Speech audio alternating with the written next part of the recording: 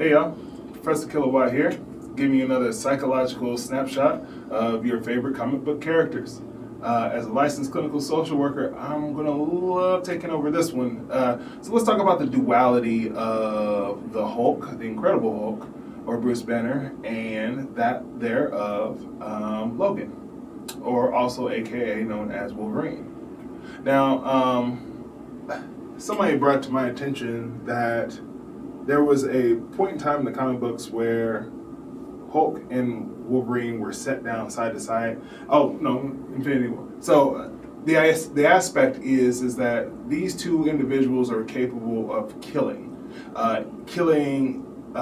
efficiently. In which, upon facing Thanos in the comic books, was given the idea of, hey, if it comes down to it, we gotta kill this guy. We want to make sure that we can kill this guy. We would like you guys, the killers, to do it. And the interesting thing is that the dynamic in conversation is about them seeing themselves as monsters.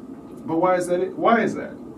So this actually stems back from, in all honesty, an unlikely character, Captain America. Captain America being the super soldier, the person who was the government. He is what society would like to say is the best outcome of steroids, which is that you actually get them.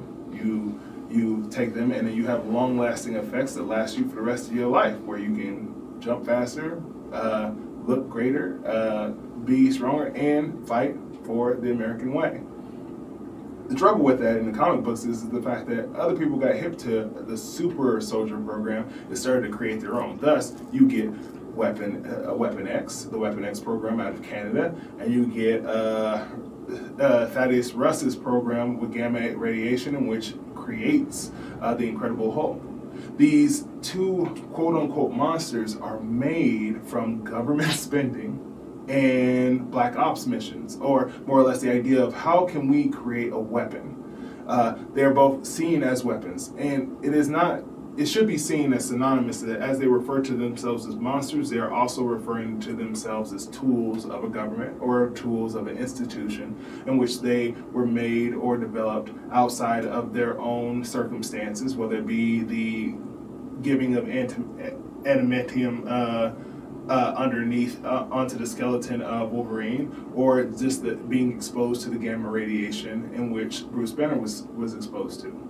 But when you look at the duality of these two individuals, they are two people who had fallen into the agentic state, being made for some other cause outside of their own. And the idea that how they see themselves within their universe in which they live as being not so much as a hero, but more or less as a monster who is more or less trying to right the wrongs. If anyone's watched any of the 1980s Incredible Hulk, that's what the whole show is about. How can I right the wrong of this terrible thing that has been bestowed upon me? And how can I rectify me being a monster living amongst humanity? Wolverine, you see the same thing. If you watch any of the movies, you see literally the same thing, almost as if Wolverine is attempting to isolate himself away from humanity to keep from harming it because he sees himself as a monster. If we go back and look at any of the cinematic tropes of the quote-unquote monster movies, the monster that becomes conscious is the monster that stays away. This is the duality of both characters in the sense that both are trying to right wrongs, but also recognize themselves as monsters and knows that if they stay somewhere too long, they can be more harm than good.